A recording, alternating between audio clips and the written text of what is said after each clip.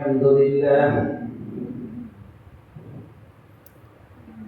لله نحمده ونستعينه ونستغفره ونؤمن به ونتوكل عليه ونعوذ بالله من شرور أنفسنا ومن سيئات أعمالنا من يهده الله فلا مضل له ومن يضلله فلا هادي له ونشهد أن لا إله إلا الله وحده لا شريك له ونشهد أن سيدنا ونبينا ومولانا محمدا عبده ورسوله أرسله الله تعالى إلى الناس كافة بشيرا ونذيرا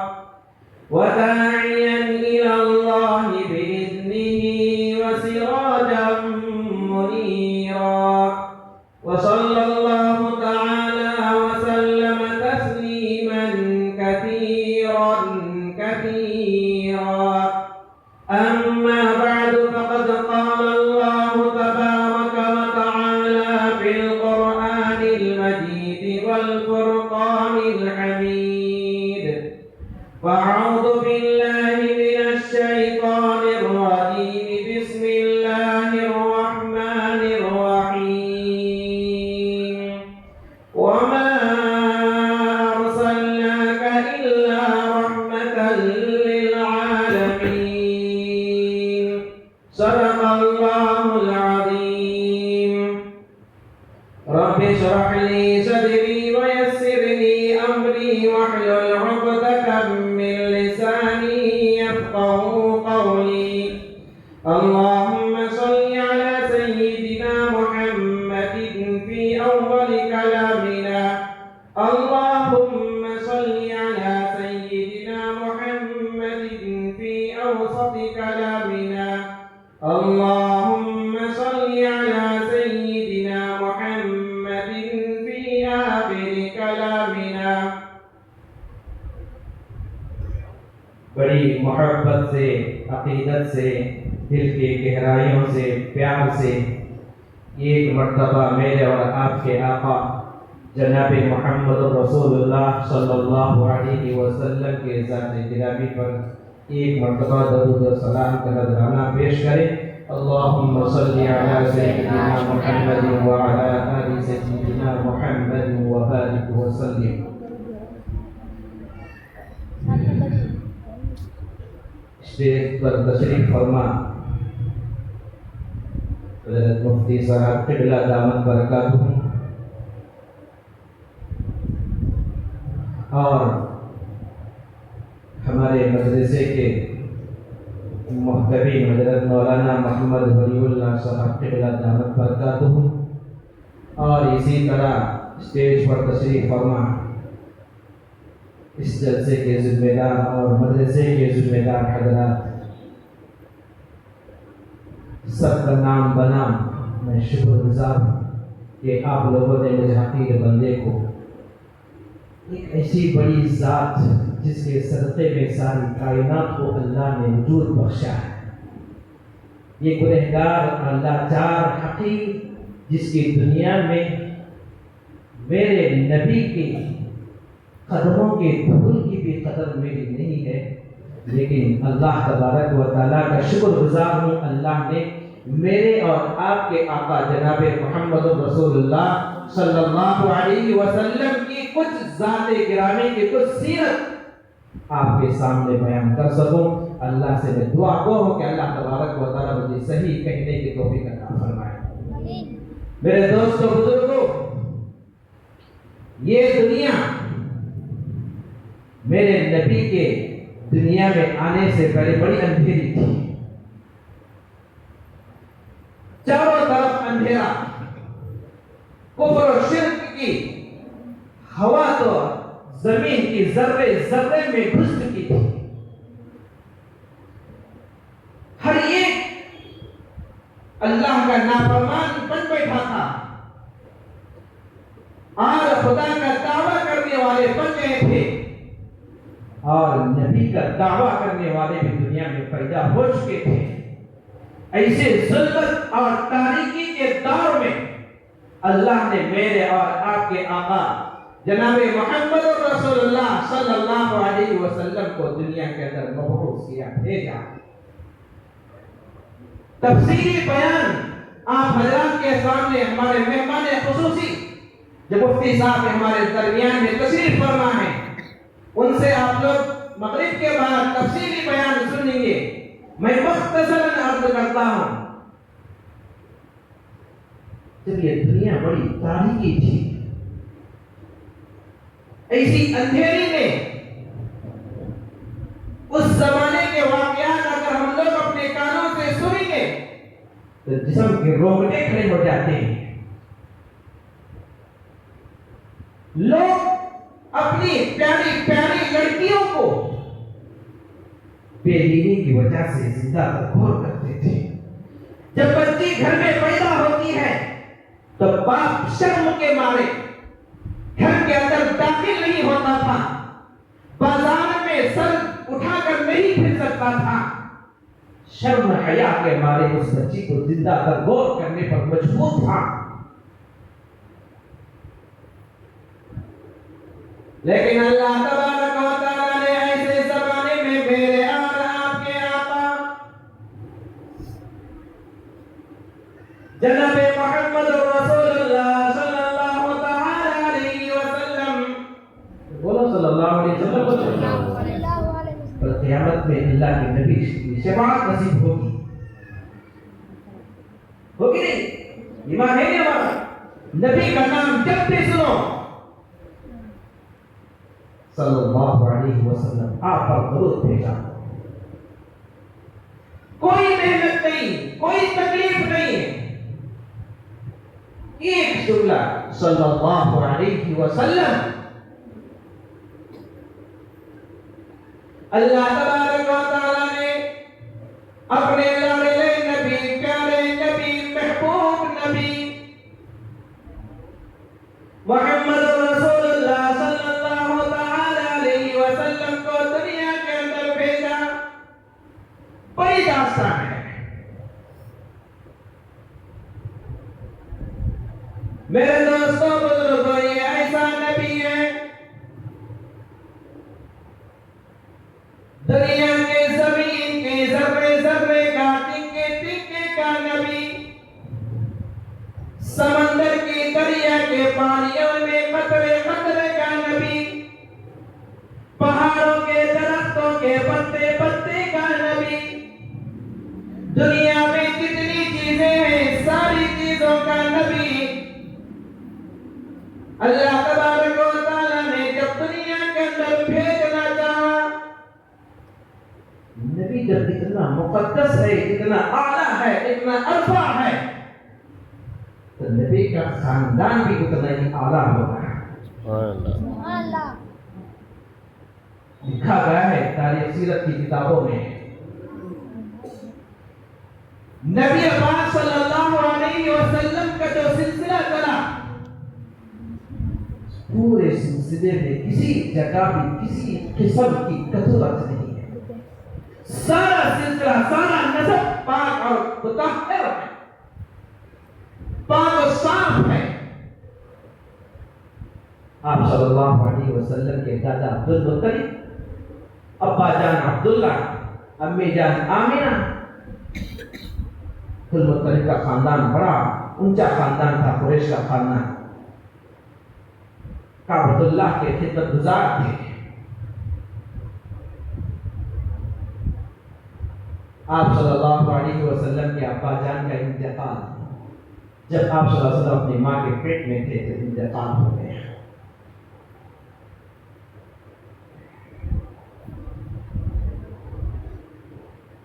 میرے نبی کے ابا جان کا انتقال کس مقام میں ہوا، کس سفر میں ہوا، کس حالت میں ہوا، میرے دوستو بزرگوں، یہ تو بہت بڑی تاریخ ہے۔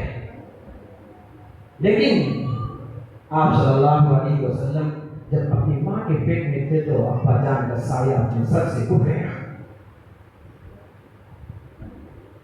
अम्मी जान हजरत आमिना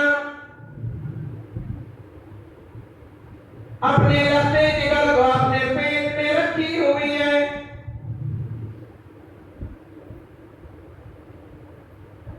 किताबों के अंदर लिखा गया हजरत आमिना जब हमल से थी, बेवा थी, शोहर का सहारा, शोहर का साया अपने सर पर नहीं था। हजरत आमिना अपने सास और ससुर के मकान में मौजूद थी, घर में मौजूद थी। हजरत आमिना जिस मकान में मौजूद थी, उस मकान में खुशबू ही खुशबू उठती थी।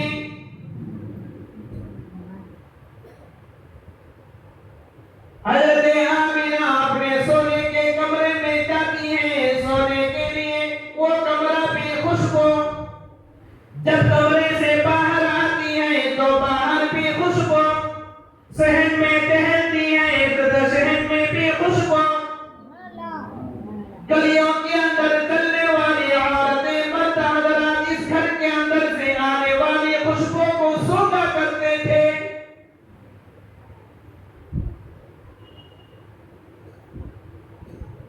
क्योंकि हजरत आमिना बेवा थी,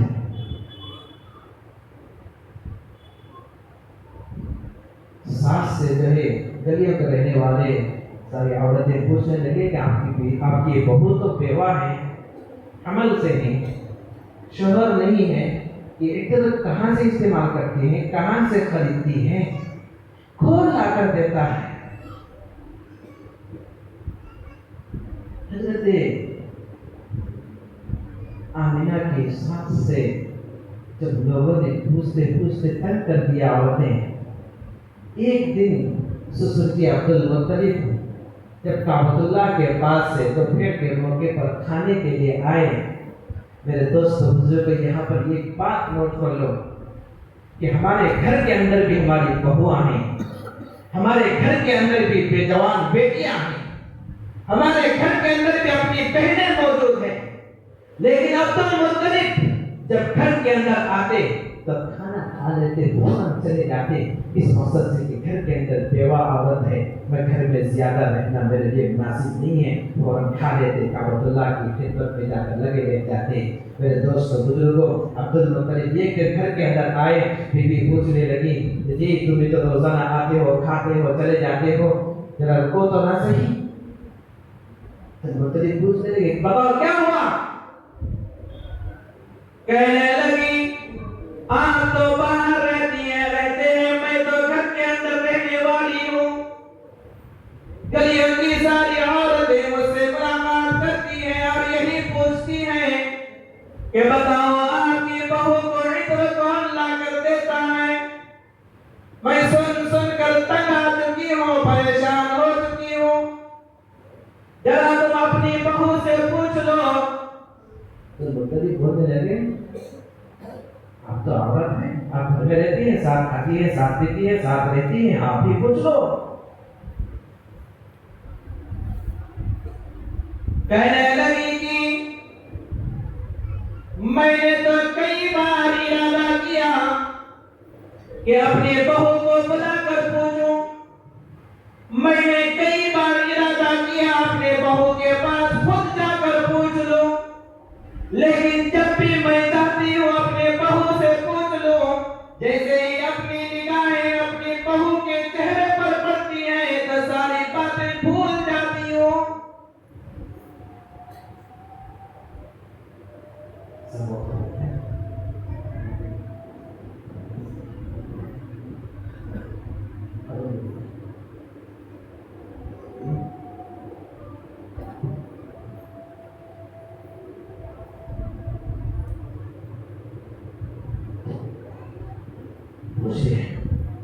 जब भी पूछना चाहती हूँ तो जब अपनी बहू के चेहरे पर निगाह डालती हूँ तो मेरे अंदर एक सी हैबत खाली हो जाती है, ऐसा डर अपने सीने में आ जाता है कि मैं उसको पूछ नहीं पाती। आप तो मर्द हैं, अपनी बहू से थोड़ा पूछ लो।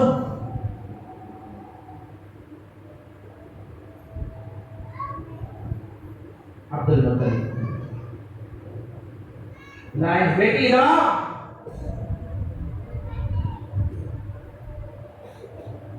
کیا نظارے ہوں گے، کیا منظر ہوگا. سسر نے اپنی بہو کو بلایا، بیٹی ادھر آؤ. حضرت آمینہ اپنے سر پر دوپٹہ ڈال کر آ گئی. ابا جان بتاؤ کیا بات ہے.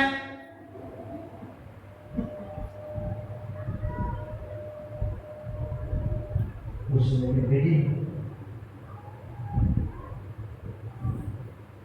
بہت دن سے میں بھی سنتا ہوں، گھر سے بھی بات یہی آتی ہے کہ تم تو بیوہ ہو، عمل سے ہو، لیکن پیٹر استعمال کرتی ہو. بتاؤ تم پیٹر کہاں سے خریدتی ہو.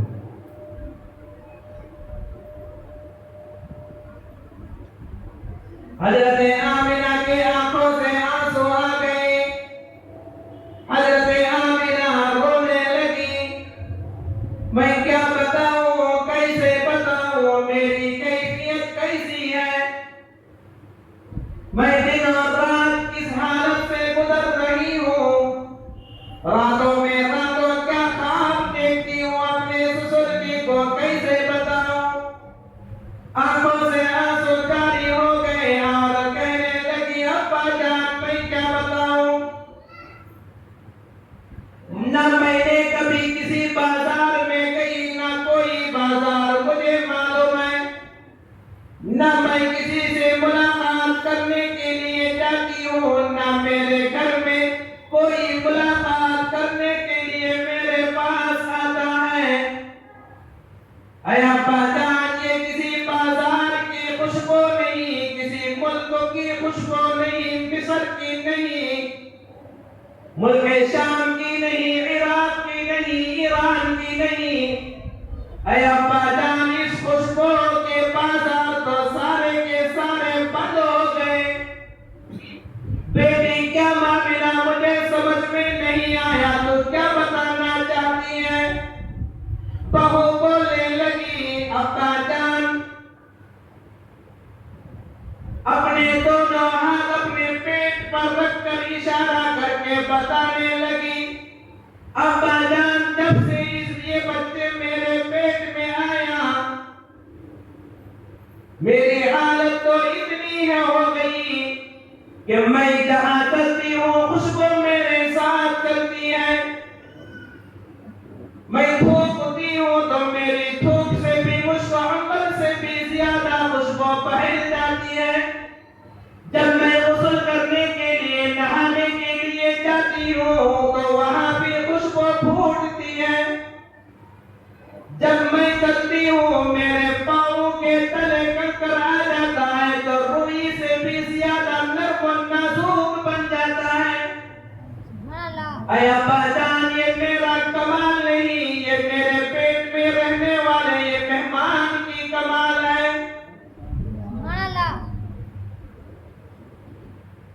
دوست بزرگوں میرے نبی